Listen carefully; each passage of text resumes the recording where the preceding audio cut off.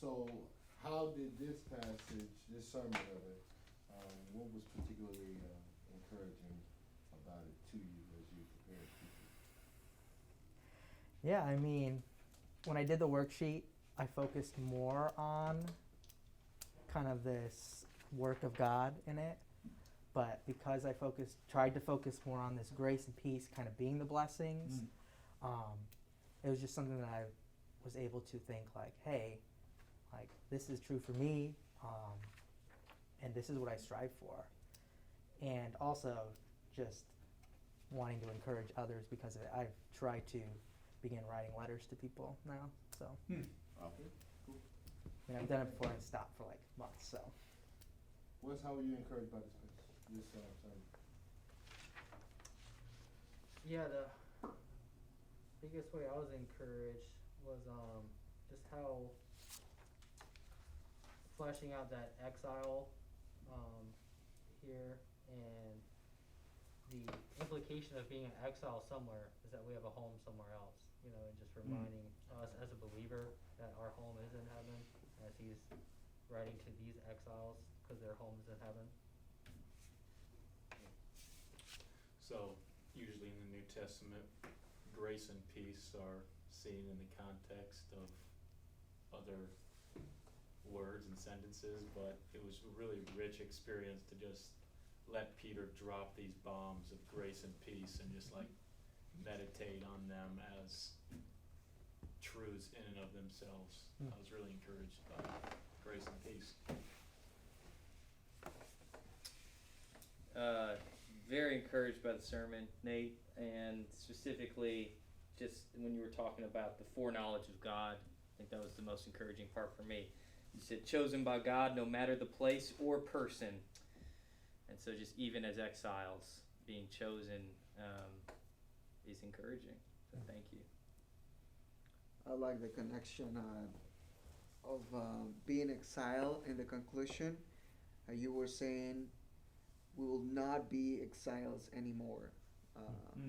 And I really like that. I pictured that. Oh, so I'm exiled now, right now, but I will be not, because I'll be in my country with the Lord. I really like that. That's good. Yeah, I like the fact that you told us to proclaim these blessings, but I was like, yeah, I want to do that. Like, these are blessings worth proclaiming, is I think the way you put it. I was like, yeah, they are, which is super encouraging.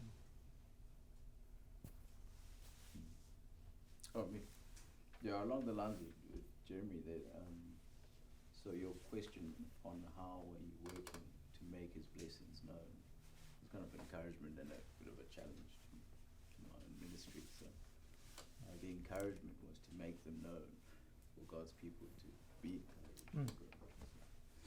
Thank you for that, bro. Yeah, it seemed that in your preaching of this passage, you really wanted to be an encouragement, and I felt extremely encouraged as you worked your way through the passage all the way up until the ultimate act of encouragement happens at when we all get to heaven. So that's always encouraging to me. Thank you for sharing it. All right, so what would you say you were working to become better at? What were you trying to do? You felt maybe you could have done it better. yeah, I feel like I didn't explain certain things as much, especially that kind of work of God. The three, I kind of just ran over those. So I definitely had more time too to do it. So there's that. Didn't really talk about the cities much either. Yeah, I think the biggest thing is I wrestle so much with what the main point is that I kind of forget to just like talk about these things as well. So that's what I want to grow in. Yeah, that was the number one thing I wrote down, of just sort of teasing out, each of the work of our triune God and his work of salvation, and how each one does that, and building upon that more. Okay, Eric? Yeah, so two things about your main point. I thought it was good, but it's such an important sentence that you've obviously worked really hard to do, You're right. that I would recommend never having it finish a sentence. So make it a standalone thing, so people are very clear that like, this is the contained unit. Cause you finished the sentence, you were like, I'm gonna show you how even in exile, when you should've just said, my point is, even in exile. Mm-hmm. And then, something I've learned from Jeremy is that it'll land the plane real good if you say some sort of iteration of the main point as your final sentence. Cause like, I started here, I've been arguing this the whole time, therefore, even in exile, da da da. So, that's a good way to sort of land the plane.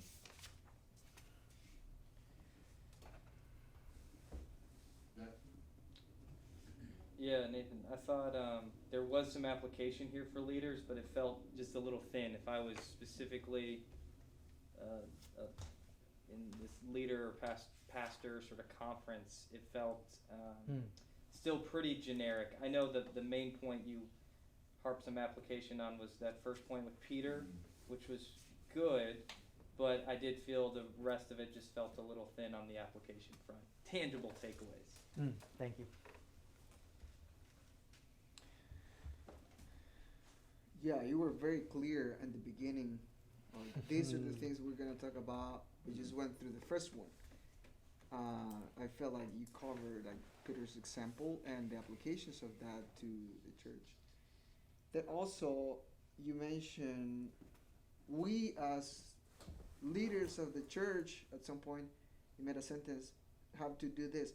So you didn't like the people is here obviously, but like if that was setting of believers in a church, so you just specifically said we as leaders of the church, like in a really small sense. I'm just mentioning something very small, like you said, leaders of the church go and share the gospel, something like that, instead of we as Christians, you know. Do you always start your sermons like that? 'Cause No. I'm curious, just if you're your first time preaching here. No, So I was don't. wondering- Okay, because it felt super abrupt and like awkward. I don't. Right. So, I would say preach the way you usually do. Because the whole idea of like, here's where we're this time. I'm going to tell you this. Here's my points. Now let's get to reading and praying the text. Like, who knows? Like, there's no ideal way to do this, but whatever way you did it, it felt like, oh boy, I'm sucking out of a fire hose. And then we got into it, but it's a lab, so you tried something. Yeah. Go back. In your main point, your argument to us, I think I just misheard. So I got confused as to what the blessings were. So were the blessings the points, which I was excited about that because it sounded like it. So I'm excited about Peter and the way he explained it in Trinity and grace and peace. But then were you trying to work it to land to grace and peace only? So I was kind of confused as to, so maybe tracking with keeping your argument along. Well, check this blessing out. Would have been a helpful. See this blessing, what a blessing, whatever, however you speak it, not my way, but just the clarity on that. Yeah. Couple things. I know this is only one, but what was the title of the sermon? Blessings behind enemy lines. Okay, so that's my piece that couples with Jeremy's, is when you are laying a case, the title is a really big thing, and if you lay it all out in the beginning, it was just hard to follow because I guess you said, I don't even recall hearing that particular title announced. I didn't say it till after the text because in my church we have it right behind us. But that's Okay. that, and then I was like, oh, I never said the title, so then I Right, threw it right. in there. So no, I Right. definitely realized that. I was like, Yeah, oh, the title crap. has to be in there, and then You're right. be careful with where you place all of that great stuff. Like the way you laid it out, it took me the whole the whole year to learn how to do that. I still ain't good at it, but I'm better. Right. But be careful, because some people don't start paying attention until you say, open in your Bibles and turn Right. with me. Mm. Because you're up, you could just be just talking, Right. and you give them a lot of good information out up front, and they haven't even really turned their minds on to listen to a sermon yet. Right. Okay, thank you. What?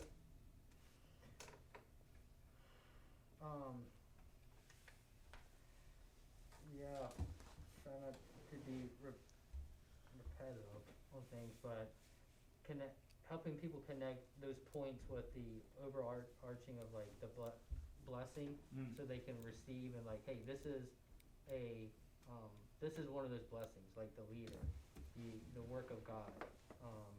Helping them connect that with that overall aim. If that makes sense.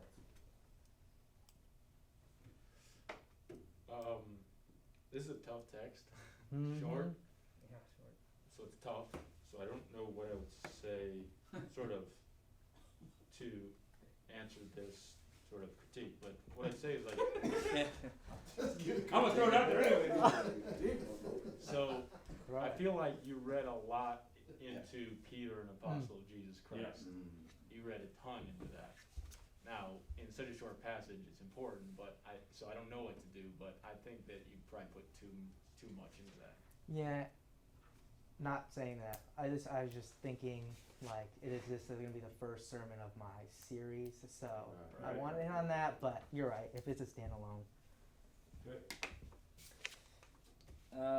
This may just be me, but for me, Nathan, the sections just seemed like pretty wordy to write down.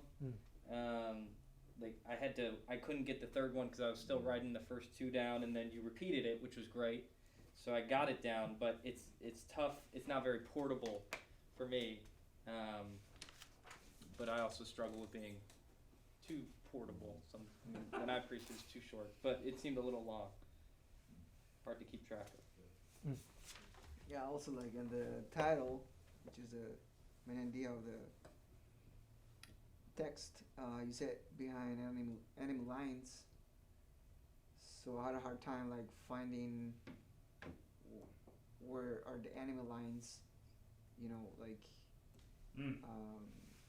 how's that in the, because the Oh, introduction was pretty clear, and I was excited actually when you say, and I'm in prison, I'm waiting for somebody else to win the game for me. And I was like, yeah, that's Christ.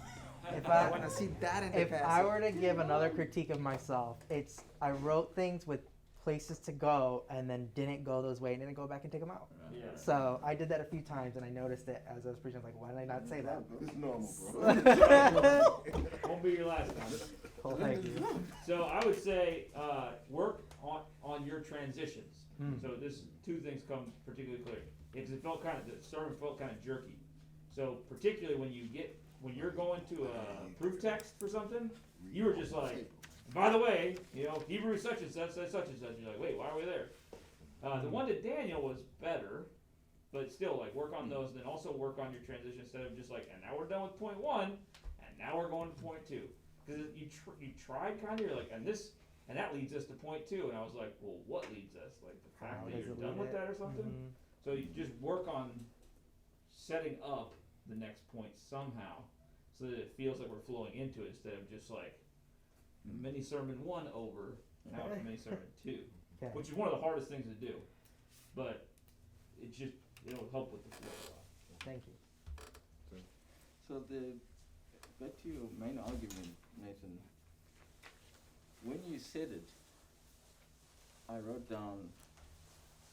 So I'll say it. So even in exile, God's blessings are multiplied, right, Mm-hmm. To his people. to His people. To what end? So I kept asking myself, what are you driving at? So just multiply to His people for what?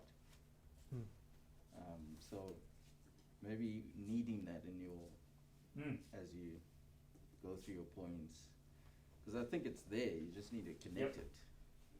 So I'm not saying you're wrong. No, yeah. I'm just saying, what's the thing you're trying to hit?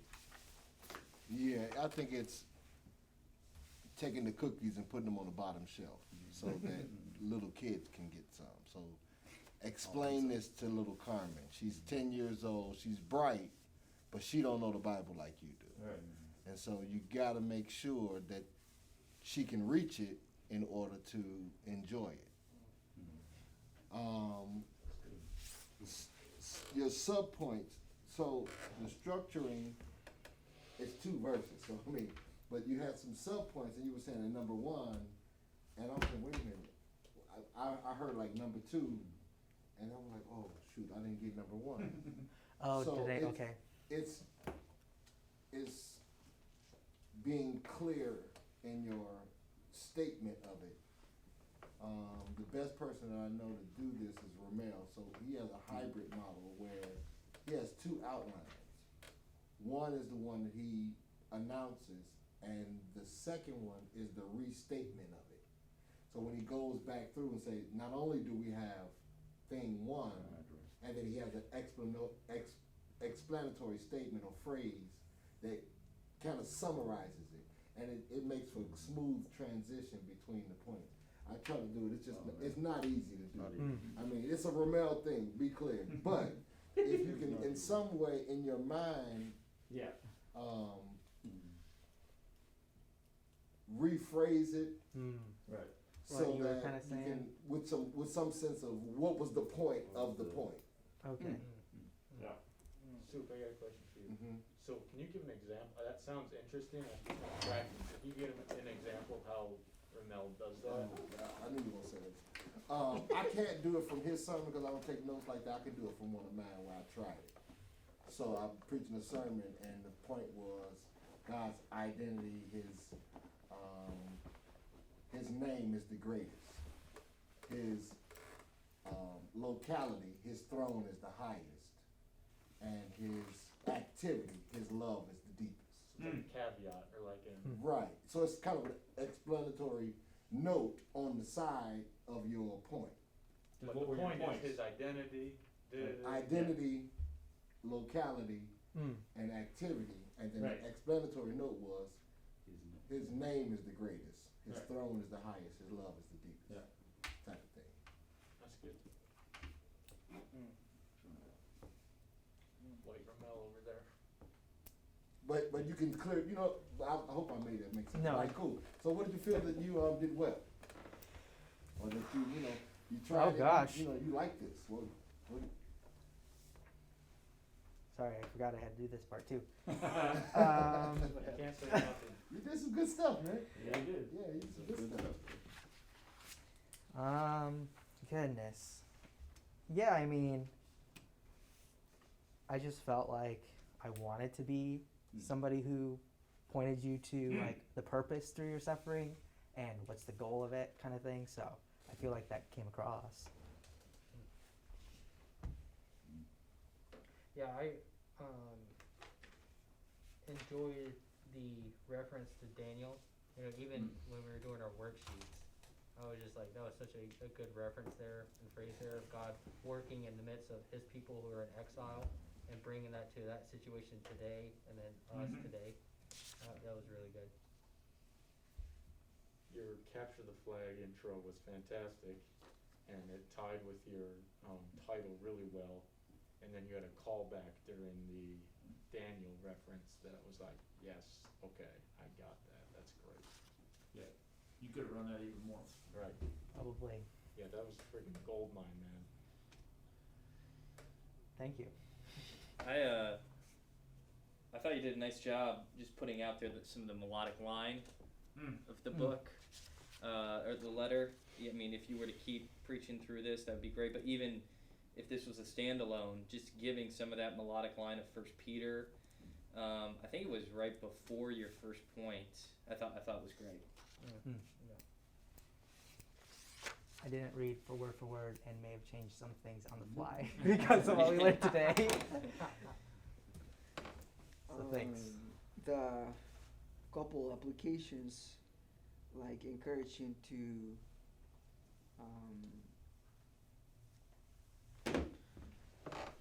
I think you mentioned something about witnessing. I don't remember exactly where. But the applications were good. Like yeah, like in the part of Peter's example, that was pretty clear. So when you were and that was part of your outline. So you would do like I mean, what the rest were saying. Like if you would like develop the Mhm. other 2 points the same way, it would be great. So the first point, I think you did it good, and the applications were good as well. Encourage you to follow the example. Yeah, I thought that so when you got to your third point, you used this illustration of how we use deer to explain the kind of Yeah. grace and peace thing. And then, so that was good. Needed something even better, where you're like, but I don't have to have a point in putting it down. I just like do it out of habit. Mhm. But Peter does have a point. So you kind of were like, so it's not just what they do, it is what they do, but there's actually a point here. So it was like, oh, I really want to then listen to this. It's not just like, the last few words of your sermon. Yeah. That was good. Yeah, you stole mine. I really appreciated that because that's what he's doing. But on another thing, the conceptualizing exile, being in exile as kind of like using the war language and motif was quite genius because as we're going to read in 1 Peter, it's going to sound like that. You're behind enemy lines. So that was a helpful way to see what he's doing and what the book's doing. Yeah, I mean, I'll just go straight because it was in what blessed everybody, and I think you did it well because of how well you did it, and that was your gospel connection, lesser to greater, like how much more, So you see everybody do this move. This is this is our move. This is a move. This is the move. gospel image. Like that's gonna go in the Chicago Course on Preaching book. Like there's gonna be an actual hand that does this in the book. You turn the pages here, you get to the other page here. And when you can do it and you flush it out through your passage, through your preaching, it has a great impact to your congregation. So because it's something I'm personally working on constantly in my preaching, even too much sometimes. Yeah, I know it. But well done. Thank you. Wes, you got one more for us? Yeah, I enjoyed in the beginning as you're talking about Peter. He's not just writing to them and telling them how to live and conduct themselves in the midst of suffering, but hey, this was a share in sufferings too, as he talks about later. The sharing his sufferings and glories, and some of his experiences as a follower of Jesus. So he's writing from his own experience too.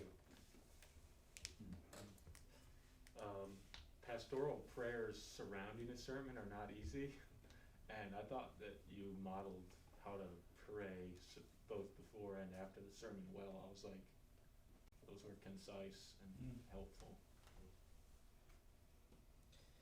You got a good pace. It's nice and slow and easy to follow, clear. So keep that thing Thank you. right there.